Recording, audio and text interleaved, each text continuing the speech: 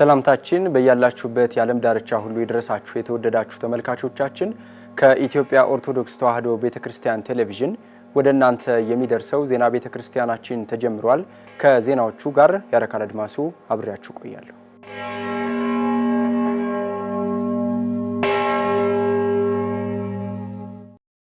ወደ ቀዳሚው ዜና አልፋለሁኝ። ብፁዕ አቡነ ሳዊሮስ የመንበረ ፓትርያርክ ጠቅላይ ቤተ ክህነት ዋና ስራ አስኪያጅ የደቡብ ምዕራብ ሸዋና የሸገር አህጉረ ስብከት ሊቀ ጳጳስ ቅዱስ ፓትርያርኩን እንኳን ለጌታችን ለመድኃኒታችን ለኢየሱስ ክርስቶስ ልደት በዓል አደረሰው ሲሉ መልእክት አስተላለፉ። መምህር ጌታቸው በቀለ ታኅሳስ 30 ቀን 2018 ዓ.ም የአዲስ አበባ ገዳማትና አድባራት አስተዳዳሪዎችና በምኔቶች የጌታችን የመድኃኒታችን የኢየሱስ ክርስቶስን የልደት በዓል ምክንያት በማድረግ ብፁዕ ቅዱስ አቡነ ማትያስ ቀዳማዊ ፓትርያርክ ርዕሰ ሊቃነ ጳጳሳት ዘኢትዮጵያ ሊቀ ጳጳስ ዘአክሱም ወዕጨጌ ዘመንበረ ተክለ ሃይማኖትን እንኳን አደረሰው ሲሉ መልእክት አስተላልፈዋል። ብፁዕ አቡነ ሳዊሮስ የመንበረ ፓትርያርክ ጠቅላይ ቤተ ክህነት ዋና ሥራ አስኪያጅ የደቡብ ምዕራብ ሸዋና የሸገር አህጉረ ስብከት ሊቀ ጳጳስ በዓሉን በተመለከተም መልእክት አስተላልፈዋል። ብፁዕነታቸው በመልእክታቸው ብፁዕ ቅዱስ አቡነ ማትያስ ቀዳማዊ ፓትርያርክ ርዕሰ ሊቃነ ጳጳሳት ዘኢትዮጵያ ሊቀ ጳጳስ ዘአክሱም ወዕጨጌ ዘመንበረ ተክለ ሃይማኖትን ለጌታችን ለመድኃኒታችን ለኢየሱስ ክርስቶስ የልደት በዓል እንኳን አደረሰው ብለዋል።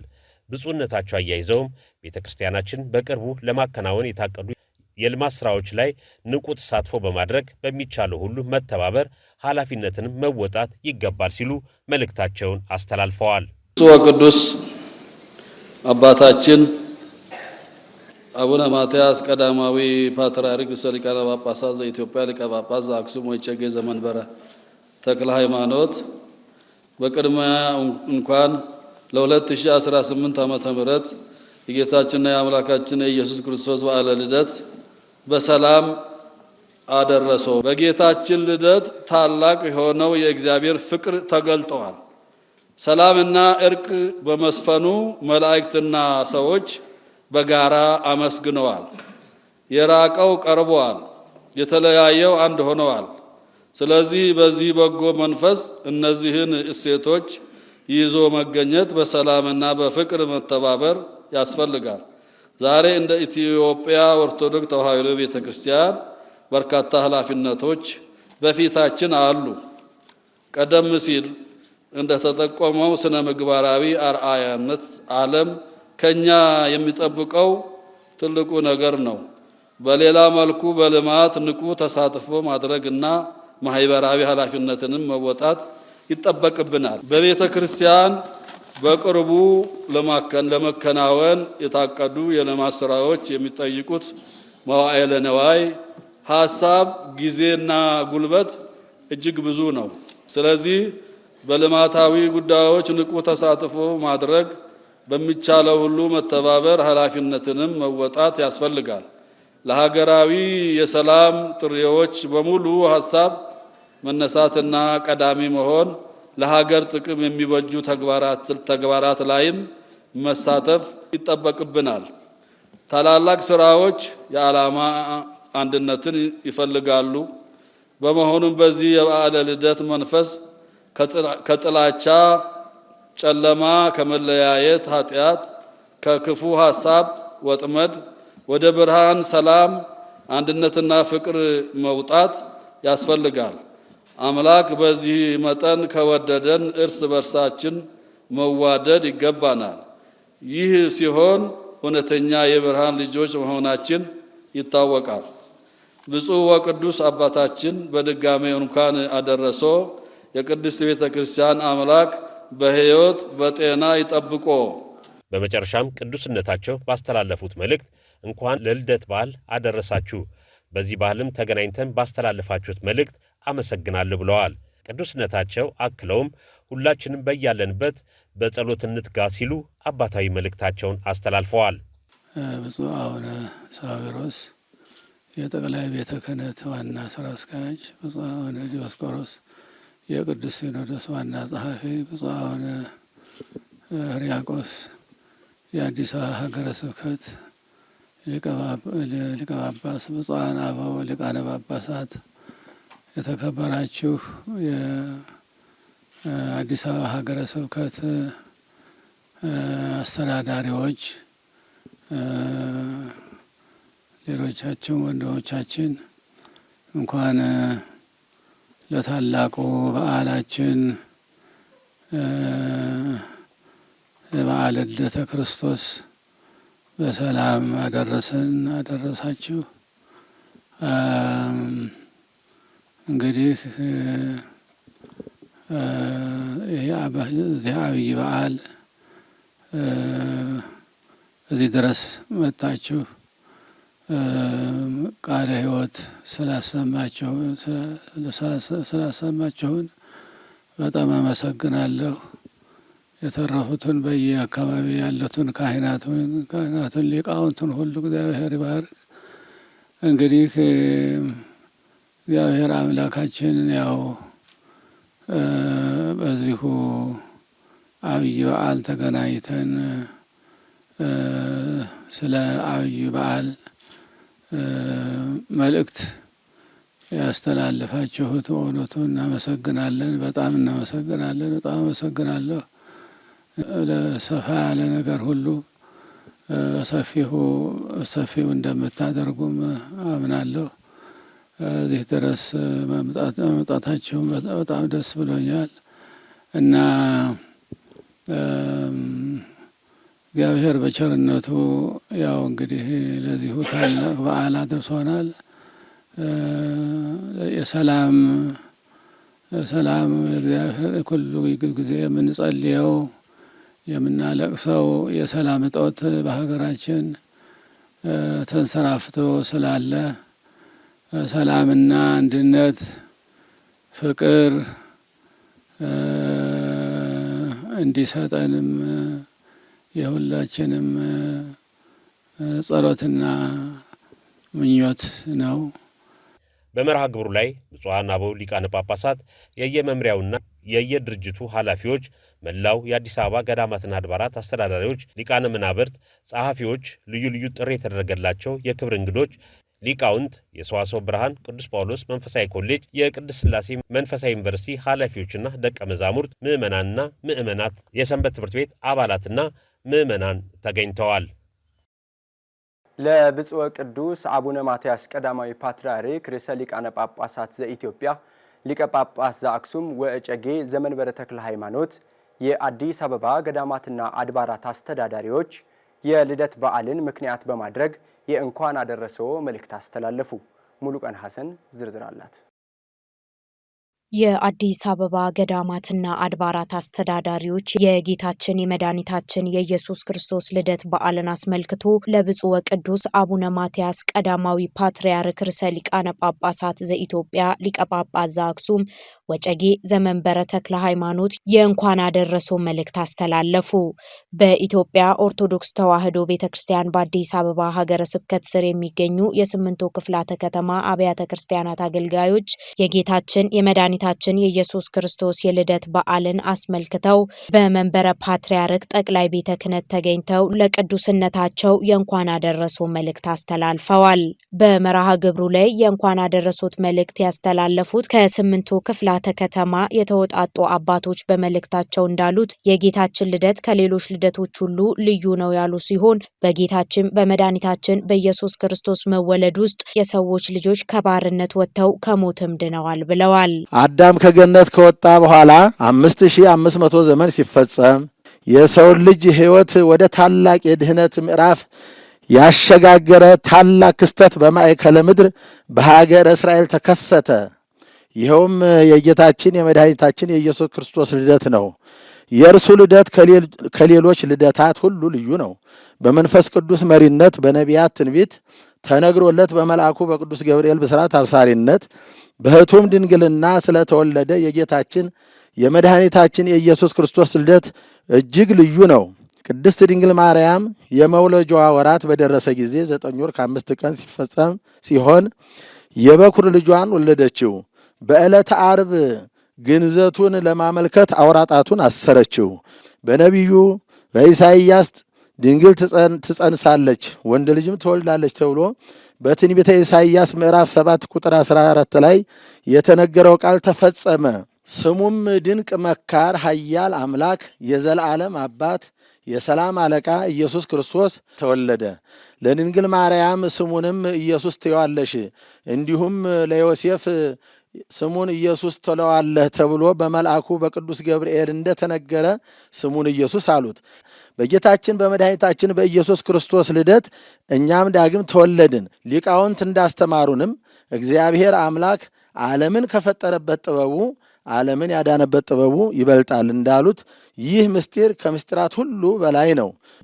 በስምንቱ ክፍላተ ከተማ ስር የሚገኙ የቤተ ክርስቲያን አገልጋዮች የቤተ ክርስቲያንን ቀኖናና ስርዓትን በማክበር ለቅዱስ ሲኖዶስና ለቅዱስ ፓትርያርኩ ያላቸውን ታማኝነት አረጋግጠዋል። የክርስቶስ ልደት የእምነታችን መሰረት መሆኑን ገልጸው በጌታችን ልደት እንደ ቤተልሔም እረኞች አገልግሎታችንን በትጋት በመፈጸም የልደቱን በረከት ከቅዱስ አባታችን ተቀብለናል ብለዋል። ብፁዕ ወቅዱስ አባታችን ይህ ታላቅ የምስራች የልደተ ክርስቶስ በዓል የእምነታችን መሰረት ነው። እምነታችንን ከእግዚአብሔር ስለመሆኑ መገለጫው ይህ የልደት በዓል ነው። ኢየሱስ ክርስቶስ በሥጋ እንደመጣ የማርያምን የማያምን መንፈስ ሁሉ ከእግዚአብሔር አይደለም። የጌታችን የኢየሱስ ክርስቶስ ልደት የተዋህዶ መሰረቷ ነው። የምድር ነገሥታት በስልጣንህ ሽረት በመንግስትህ ህልፈት የለብህም፣ የነገስታት ንጉሥ አንተ ነህ ሲሉ ወርቅ ለመንግስቱ፣ ዕጣን ለክህነቱ፣ ከርቤ ለሞቱ እጅ መንሻ አበርክተውለታል። የጥበብ ሰዎች አባቶቻችን የነገሯቸውን ተስፋ አስበው ሩቅ መንገድ ተጉዘው አምሃ ይዘው መምጣታቸው ከመጡበት ያለማመን መንገድ ይልቅ በሌላ የእምነት መንገድ ማለትም ክርስቶስ ፍጹም ሰው ፍጹም አምላክ መሆኑን አምነው እንደተመለሱ እኛም እንደ ጥበብ አባቶቻችን ያስተማሩንን የክርስቶስን ከሁለት አካል አንድ አካል ከሁለት ባህሪ አንድ ባህሪ ሆኖ በሥጋ ማርያም የመገለጥ ፍቅር እያሰብን እግዚአብሔር ለእኛ ያደረገውን ያለውን ፍቅር በማሰብ ከቅዱስነቶ የተደረገልንን ውለታ ሳንዘነጋ የጌታችን ልደት እንደ ዮሴፍና እንደ ሰሎሞን በአንክሮ እንደ ጥበብ ሰዎች በአምሃ እንደ ቤተልሔም እረኞች አገልግሎታችንን በትጋት በመፈጸም የቅዱስነቶን ጸሎትና ቡራኬ ጠብቆን ዛሬ እግዚአብሔርን ለማመስገን የልደቱን በረከትኛ የመንፈስ ቅዱስ ልጆች ከቅዱስነቶ ለመቀበል ተገኝተናል። ብፁዕ ቅዱስ አባታችን ቅዱስነቶ ያከናወኑትን ልዩ ልዩ መንፈሳዊና ኢኮኖሚያዊ ተግባራት የሥራ ክንውን በዚህ አጭር ጊዜ በአጭር ጠባብ ጊዜ መግለጽ ስለማይቻል ዝርዝር ጉዳዩን ለዓመታዊ ሪፖርት አቅራቢዎች ትተን ማለፍ የግድ ብሎናል። ኦርቶዶክሳዊት ተዋሕዶ ቤተ ክርስቲያን ሰላምንና እርቅን ፍቅርንና አንድነትን ከማስተማር ውጪ የተለየ ዓላማና ጥሪ እንደሌላት ሁሉ ለኢትዮጵያውያን ብቻ ሳይሆን ለመላው ዓለም ያልገለጹበት ጊዜ የለም። በአሁኑ ጊዜም ከእኛ አልፎ ተርፎ የቅዱስነቶን ቡራኬ ዓለም በሙሉ እየተቋደሰው ይገኛል። ስለዚህ የዘመናት ባለቤት ልዑል እግዚአብሔር ለቅዱስነቶ ረጅም ዕድሜና ጤንነትን እንዲሰጥልን የዘወትር ምኞታችን ነው። እኛም የመንፈስ ቅዱስ ልጆች ከቅዱስነቶ ጎን በመቆም በየጊዜው በአዲስ አበባ ሀገረ ስብከት ሊቀ ጳጳስ በብፁዕ አቡነ ሕርያቆስና የሥራ ኃላፊዎች የሚሰጠንን መመሪያና ትእዛዝ ሁሉ ተቀብለን ተግባራዊ በማድረግ ከማንኛውም ጊዜ በበለጠ ተግተን እና ለመስራት ቁርጠኝነታችንን በመግለጽ የ2018 ዓ.ም ዘመነ ማርቆስ ወንጌላዊ የልደት በዓል ለቅዱስነቶ የሰላም፣ የፍቅር፣ የልማት፣ የአንድነትና የጤንነት በዓል እንዲሆንሎ እንመኛለን። የቅዱስነቶ ቡራኬ ይድረሰን። የአዲስ አበባ ሀገረ ስብከት የገዳማትና የአድባራት አስተዳዳሪዎችና አበምኔቶች ታኅሳስ 30 ቀን 2018 ዓ.ም አዲስ አበባ ኢትዮጵያ። ብፁዕ አቡነ ኤልሳ የሶማሌ ጅግጅጋና የምስራቅ አርሲ አህጉረ ስብከት ጳጳስ በአሰላ ደብረ ምጽላል ቅድስት ድንግል ማርያም ቤተክርስቲያን አቀባበል ተደረገላቸው። መምህር ነገሰ ሳህለ ታኅሳስ 26 2018 ዓመተ ምህረት ብፁዕ አቡነ ኤልሳ የሶማሌ ክልል ጅግጅጋና የምስራቅ አርሲ አህጉረ ስብከት ጳጳስ በአሰላ ርዕሰ አድባራት ወገዳማት ደብረ ምጽላል ቅድስት ድንግል ማርያም ቤተክርስቲያን በመገኘት ቀድሰው በማቁረብ ሕዝበ ክርስቲያኑን ባርከዋል። ለብፁዕነታቸውም የአቀባበል መርሃ ግብር በቤተክርስቲያኑ የተካሄደ ሲሆን በመርሃ ግብሩ ብፁዓን አበው ሊቃነ ጳጳሳት፣ የጠቅላይ ቤተ ክህነት የየመምሪያ ኃላፊዎች፣ የአገረ ስብከቱ የልዩ ልዩ ስራ ክፍል ኃላፊዎች፣ የገዳማትና አድባራት አስተዳዳሪዎች፣ የምስካየ ኅዙናን መድኃኔዓለም ገዳም አገልጋዮች፣ የሰንበት ትምህርት ቤት ወጣቶች፣ የተለያዩ ማህበራትና በርካታ ምዕመናን ተገኝተዋል። ብፁዕ አቡነ ኤጲፋኒዮስ የምስራቅ ጉራጌ አገረ ስብከት ጳጳስ ስለ መልካም እረኛ ሰፋ ያለ ትምህርተ ወንጌል ሰጥተዋል።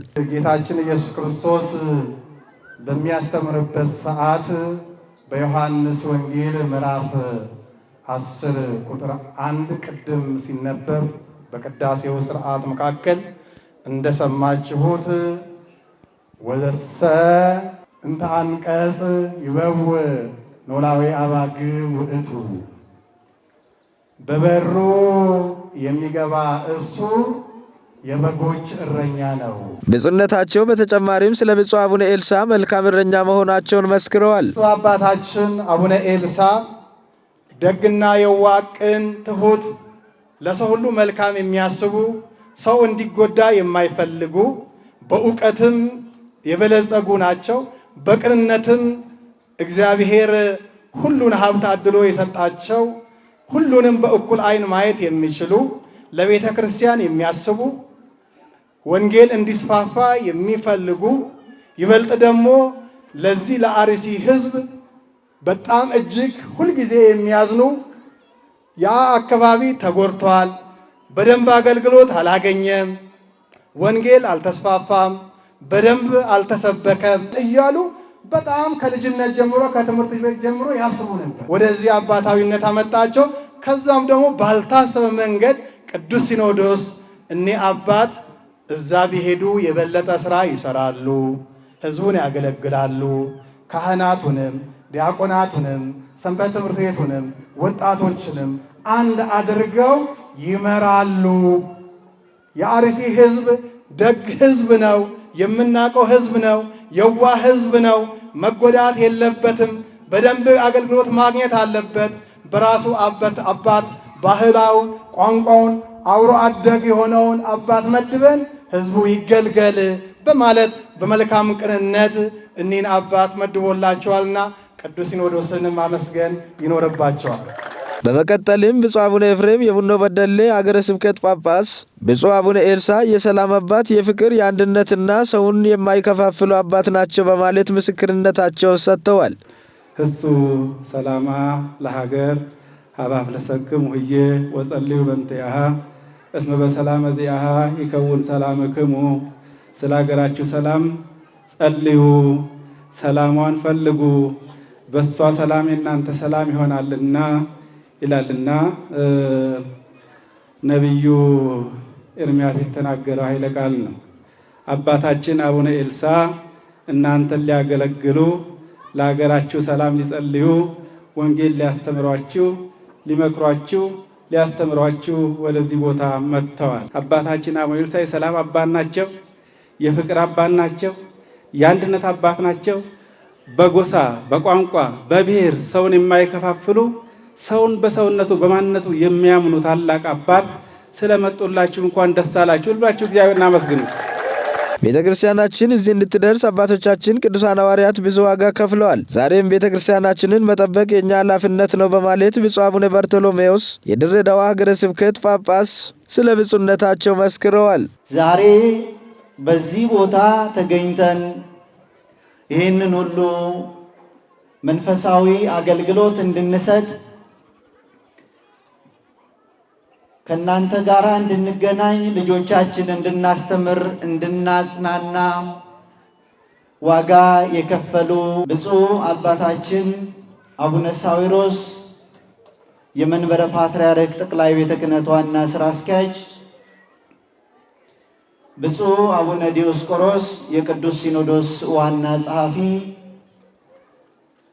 እንዲሁም ብፁዕ ወቅዱስ አቡነ ማትያስ ቀዳማዊ ፓትርያርክ የምስራቅ አርሲን ሕዝብ ድምፅ በማክበር በመስማት ይህንን ታላቅ ሐዋርያዊ ሥራ ሐዋርያዊ አገልግሎት እንዲከናወን አድርገዋልና ብፁዓን አባቶቻችን መሪዎቻችንን አንድ ጊዜ አመስግኑልኝ። ብፁዕ አቡነ ኤልሳ ታላቁ አባታችን፣ ባለራእዩ አባት፣ ወንጌላዊው አባት፣ የምድረ በዳ ወዳጅ፣ የመስቀል ስር ጓደኛ፣ እውነተኛ ሐቀኛ ሐዋርያ ናቸው። በመጨረሻም ብፁዕ አቡነ ኤልሳ የሶማሌ ክልል ጅግጅጋና ምስራቅ አርሲ አህጉረ ስብከት ጳጳስ አባታዊ መልእክት ያስተላለፉ ሲሆን በመልእክታቸው ውስጥ የሞቱብን ልጆቻችን ያስለቅሱናል በማለት ሕዝበ ክርስቲያንን አጽናንተዋል። ነፃነት አይደለም የሚሰማን፣ አሁን ሸክም ነው። ስለዚህ የእግዚአብሔር ልጆች ሁሉንም በጋራ ከእናንተ ጋራ እናገለግላለን ማለት ነው። እንግዲህ አሁን ብዙ የሞቱብን ልጆች አሉ፣ የታረዱብን ልጆች አሉ፣ አሁን ብዙ በጥቃት ያለፉ ልጆች አሉና ስለዚህ እኛም ደግሞ ማልቀስ ያስፈልጋል ማለት ነው። ልጆቻችን ያስለቅሱናል። ከብዙሃን ለብዙሃን በሚል መሪ ቃል ስራውን የጀመረው የአሃዱ ባንክ አዲስ በከፈተው 104ኛ ቅርንጫፉ ረዳት የሌላቸውን ልጆች ለማሳደግ ውል ተፈራረመ። መምህር መዝገቡ ጌታቸው በዓለም ላይ ስላለው ጨለማ ከማጉረምረም ሁሉም የራሱን ሻማ ቢለኩስ ዓለም ብርሃን ትሆናለች። አራተኛ የምስረታ ዓመቱን የያዘው ከብዙሃን ለብዙሃን በሚል መሪ ቃል የባንክ ስራውንና ማህበራዊ ኃላፊነቱን እየተወጣ ያለው አሃዱ ባንክ ገንዘብን ብቻ ሳይሆን ባክነው ሊቀሩ ያሉ የሰው ልጆችን ማትረፉ ስራውም እንደ መርሁ ከብዙሃን ለብዙሃን ያሰኘዋል። አሃዱ ባንክ በኢትዮጵያ የተሻለ ትውልድና ሀገር እንዲኖር በማሰብ አንድ ቅርንጫፍ ለአንድ ልጅ በሚል እቅድ በከፈታቸው የባንኩ ቅርንጫፎች ልክ ድጋፍ በማጣት የተቸገሩ ልጆችን ሙሉ ወጫቸውን በማውጣት ያስተምራል፣ ያለብሳል፣ ይመግባል። ታህሳስ 24 ቀን 2018 ዓ.ም አሃዱ ባንክ 104ኛ ቅርንጫፉን በብስራተ ገብርኤል ቤተ ክርስቲያን ዙሪያ ሲከፍት ለሁለት ረዳት አልባ ልጆች ድጋፍ ለማድረግ ከበጎ አድራጎት ድርጅት ጋር ስምምነት ባደረገበት ወቅት የባንኩ ዋና ስራ አስፈጻሚ አቶ ሙሉጌታ በዛ የሚከተለውም ብለዋል። አሃዱ ከብዙሃን ለብዙሃን የሚል ዓላማ ስለሆነ ብዙሃኑ የአሃዱ ቤተሰብ ነው ብለን ነው የምናምነው። ስለዚህ እንደ ቤተሰብ በጋራ ነው ኃላፊነታችንን የምንወጣውና ይሄ ኃላፊነት ትልቅ ኃላፊነት ነው። እነዚህ ልጆች ነገ ትውልድ እንግዲህ የምንቀርጸው የምናሳድገው ሁላችንም የጋራ ኃላፊነት አለብን። በጋራም በተናጠልም እንግዲህ እንዳመራርም ደግሞ ድርብ ኃላፊነት ነው የምንሆነው። መሪ ስንሆን ኃላፊነቶቹ ሊደራረቡ ይችላሉ። እንደ ግለሰብ ግን እንደ አንድ ኢትዮጵያዊ በግልም ኃላፊነቶች አሉብን። እንደ ተቋም ደግሞ ሲሆን እንግዲህ ኃላፊነቱ እየጨመረ ይመጣልና ሀገራዊ ኃላፊነት፣ የትውልድ ኃላፊነት እነዚህ ህፃናቶች ነገ ይሄንን የሚያስቀጥሉ ዓላማ የሚኖራቸው እሴት የሚኖራቸው ልጆች እንደሆኑ እኛም በማንኛውም ረገድ ኮሚትመንቱ እንደ አሃዱ ባንክ የምናስበው ደረጃ እንዲደርሱ የምንችለውን ሁሉ የአሃዱ ቤተሰብ እናደርጋለን። የአሃዱ አመራር፣ የአሃዱ ቤተሰብ ከቦርድ ጭምር ቁርጠኝነቱም አለ። ይሄ ቀጣይ ነው የሚሆነውና እንግዲህ አደራ ምለው ኃላፊነቱን በጋራ መውሰድ ነው የሚሻለው ውጤታማ የሚሆነውና የጋራ ኃላፊነት ነው ያለብን። በተረፈ እጅግ አመሰግናለሁ። እንግዲህ ወደፊት ደግሞ የተለየ እነዚህ ልጆች አድገው ራሳቸውን የሚመሰክሩበትና መመስከር ሳይሆን እነሱ ደግሞ ይሄን እንዲኖሩት ማድረግ ነው ትልቁ ነገር፣ መኖር ነው።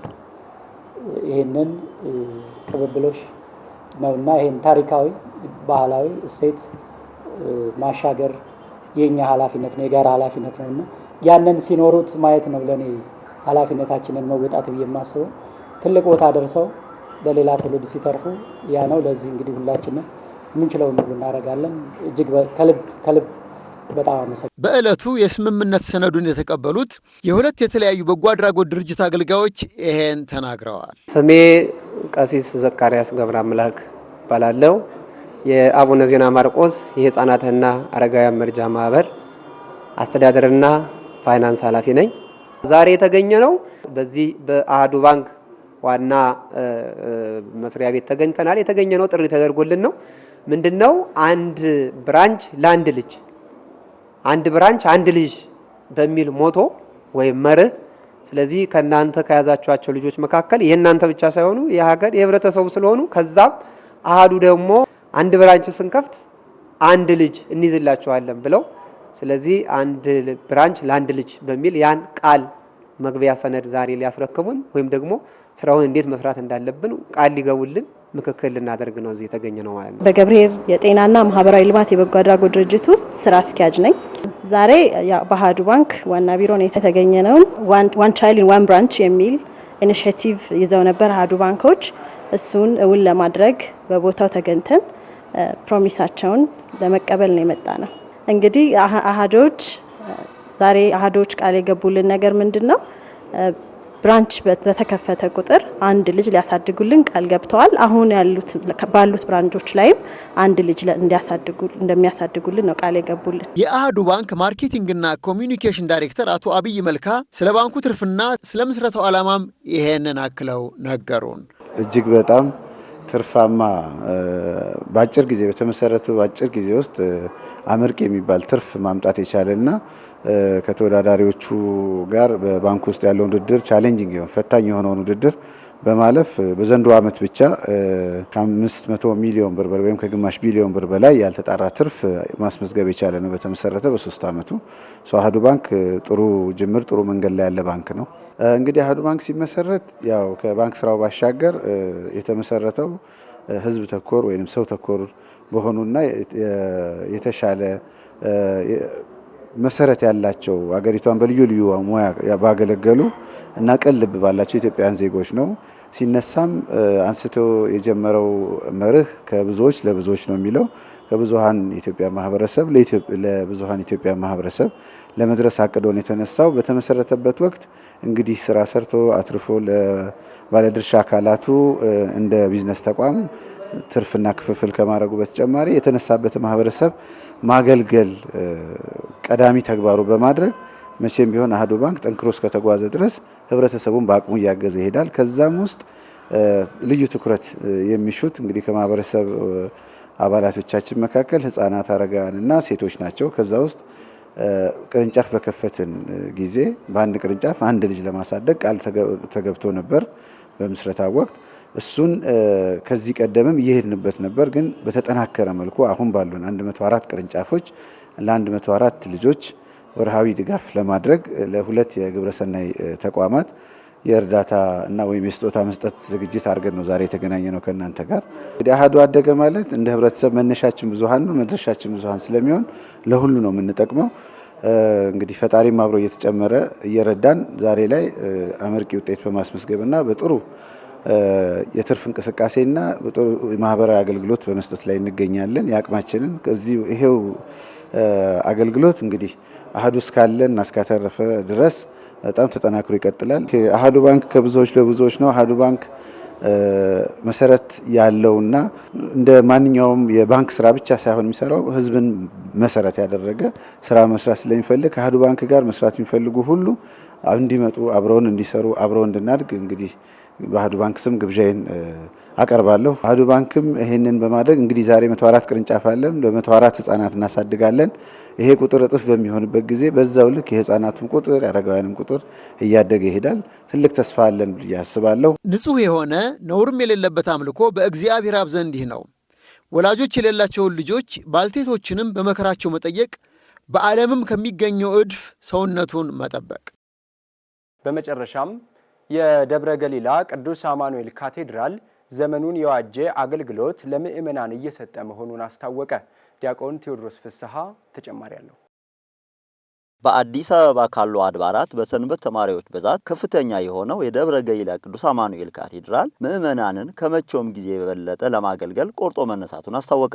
የደብረ ገሊላ ቅዱስ አማኑኤል ካቴድራል ዋና አስተዳዳሪ የሆኑት መልአከ-መዊ ቆሞስ አባ ገብረስላሴ ጠባይ የቅዱስ አማኑኤል ዓመታዊ ክብረ በዓል በሚከበርበት ወቅት ነበረ ደብሩ የልማት ጥማት እንዳለበት ያስታወቁት።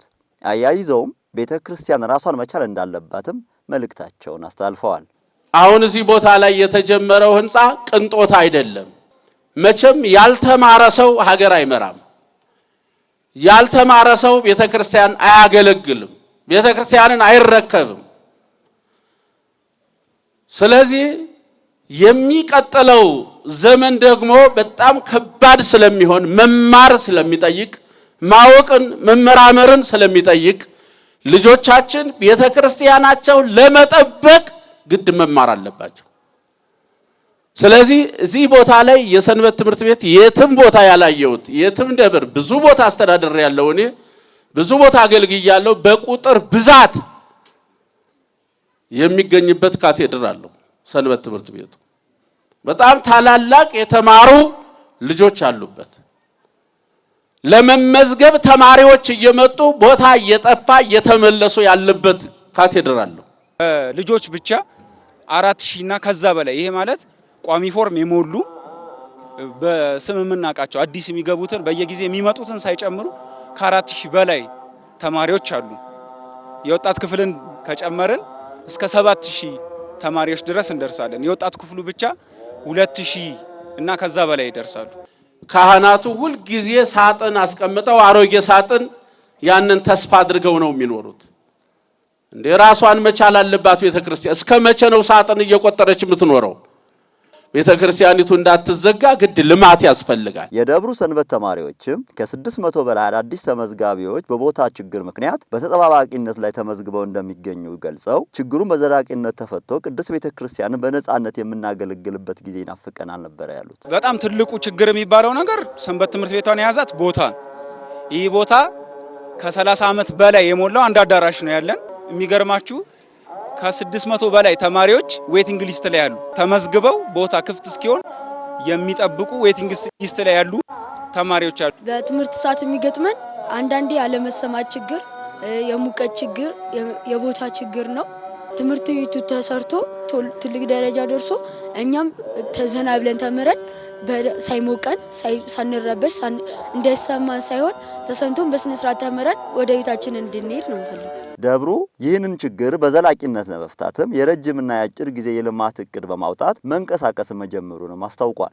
የተነደፉ ፕሮጀክቶች አሉ። በተለይ በሰንበት ትምህርት ቤት ደረጃ በጣም የቦታ ጥበት ፕሮጀክቶቹ 4 ናቸው። ትምህርት ቤቶች አሉ። ግዙፍ የሆነ ቀይጥ ህንጻ አለ፣ ወይም ደግሞ ሁለገብ ህንጻ የምንለው በጣም ግዙፍ ፕሮጀክት አለ።